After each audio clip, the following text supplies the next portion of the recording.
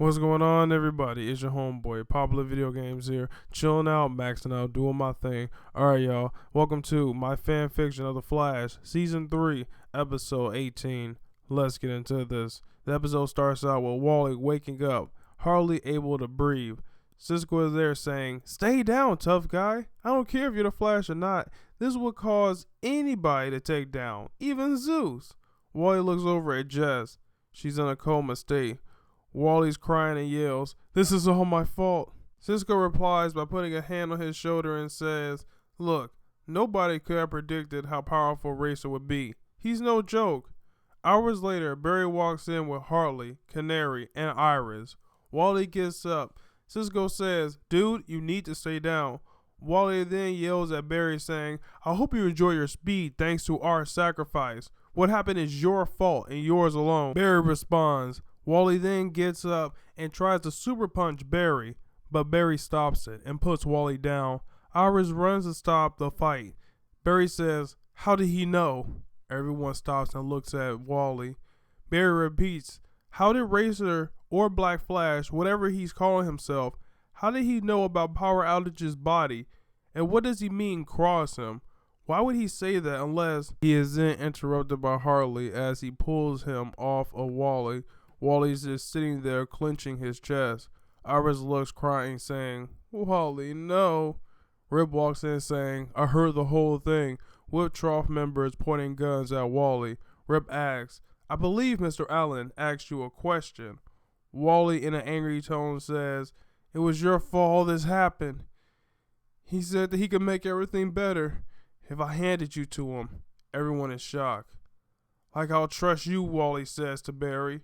Barry responds, "You don't know anything about Hunter." "Hunter?" Wally questions. "It's his name. He was a serial killer in his world. He killed thousands, if not millions of people. Do you know what the last thing he was going to do before I stopped him? No? I bet he didn't tell you. Destroy all the multiverses. Yes, where Jess is from. He was going to kill us all. I can't seem to remember the whole thing in every detail. I've been losing memories ever since this happened. But he was going to kill everyone. How could you trust someone like that?" Wally then jumps up and says, "It's because you killed my father." Iris stops crying and says, "What?" "He's the reason, Iris, that we live in hell. He went back in time to save his mother and caused all of this." Iris looks at Barry and says, "Time travel?" The Trop soldiers then put their guns down. Rip says, "Mr. Allen, is that what you meant by have you time traveled before?" Barry has an awkward silence and says, "He's right. This is all my fault.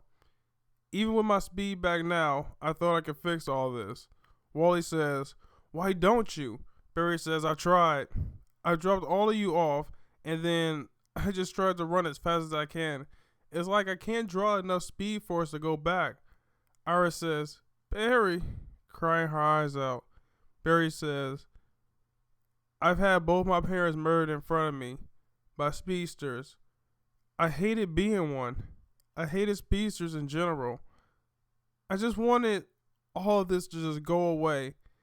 All before the whole particle accelerator explosion, who was made by a guy who wanted the Flash's speed.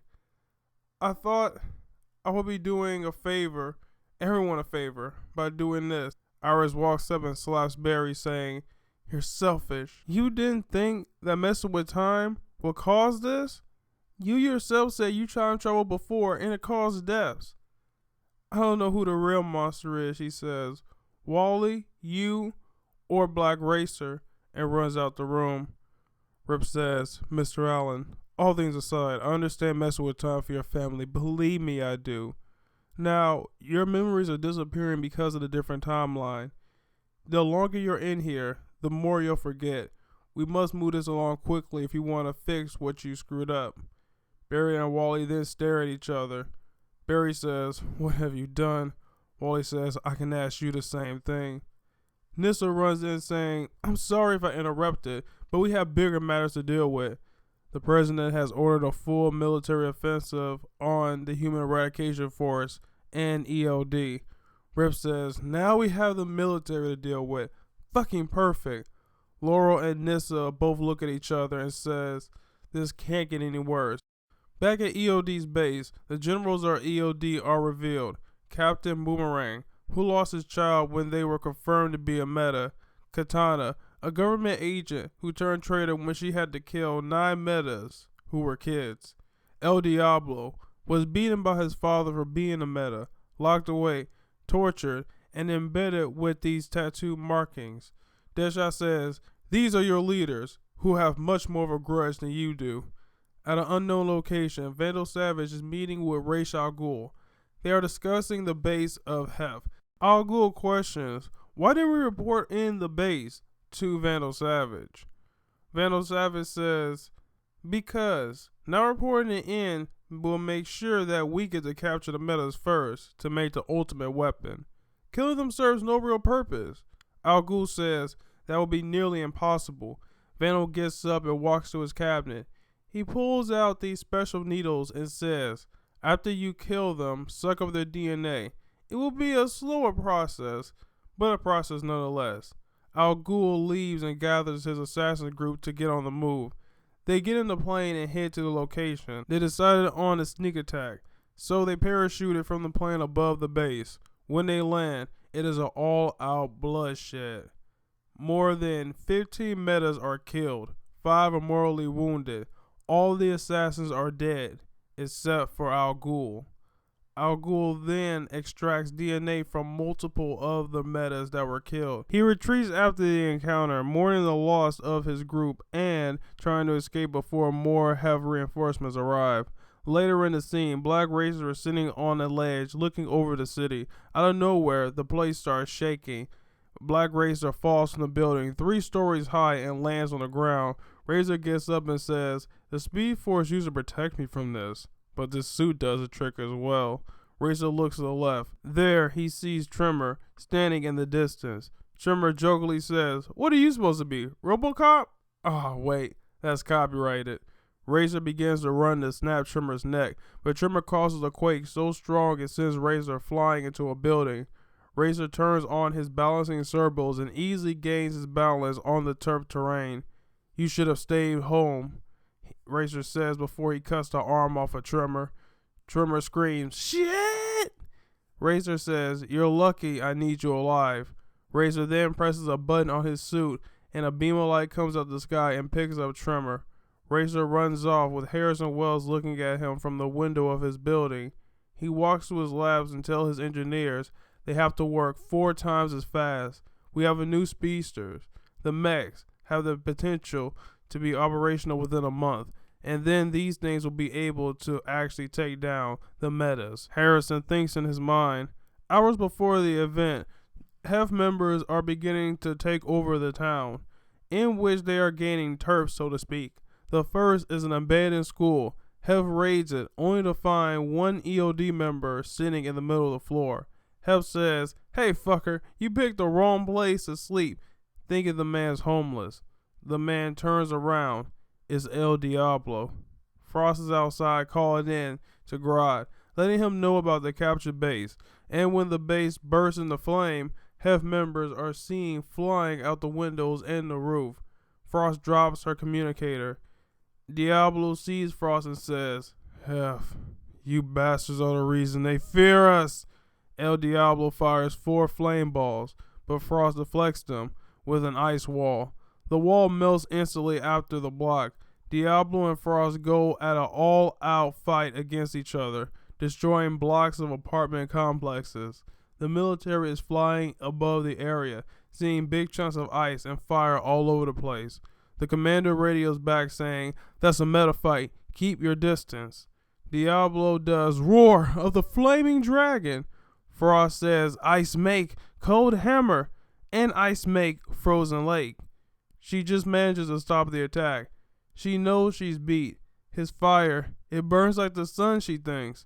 Military choppers shine a light on them saying, "Freeze!" Frost then throws an ice shard into El, but it melts before it actually goes through, which makes El Diablo even more angry. Frost then makes a multi-layer ice shield around herself as El Diablo explodes with fire, taking down 2 helicopters and melting the tar on the road. Frost is seen with Firestorm after the explosion. He saved her just in time. She's badly burnt. Frost says, "I'll fucking kill you, you burning bastard." Firestorm then jokingly says, "I was wondering why the city looked like Natsu versus Gray off a fairy tale." More EOD members arrive to back up El Diablo. Firestorm flies off with Frost. Military is seen setting down at the ends of the city. El Diablo makes it back to the base, badly injured. Deadshot speaks to his people. "Your commander is down, just for sitting in a school. The problem might just be Hef in general. We're taking the fight to them." "As we are," and before he can continue, a voice responds, "Oh really?" Everyone is looking around. Where is it coming from? Everyone wondered. The voice announces by name. "My name is Grunt, leader of Hef." Deadshot says, "You bastard. You dare speak to a god like that, human?" Grodd responds, "You're not a god," Deadshot says. "Just a bastard, responsible for us not being able to live together." Grodd laughs. "Gods and humans are meant to be separate, fool." Deadshot mocks Grodd. "You wouldn't dare move on this now with every military organization watching the city. You're just a coward, hiding behind your fucking falsehood of a god." Grodd said, "Well, we'll just have to meet on the battlefield. God versus men. I'll devour you." Deadshot responds, "After I kill you, we'll all be free." Grodd responds, interrupting him, "But we're already free, stupid mortal." Guys, thanks again for watching my Flash Season 3, Episode 18. Look, I'm going to be uploading them every day until October 4th when the original Flash, well not the original Flash, I'm doing fan fiction. The Flash for the CW comes out. I'm going to be doing a final episode, a redux of the first episode, and I'm going to do a review of the CW version. So guys, I'm going to want you guys to do me a favor. Put in the comment section below of the Flash's video, who did it better, PV or CW? Alright y'all, peace out and talk to you laters.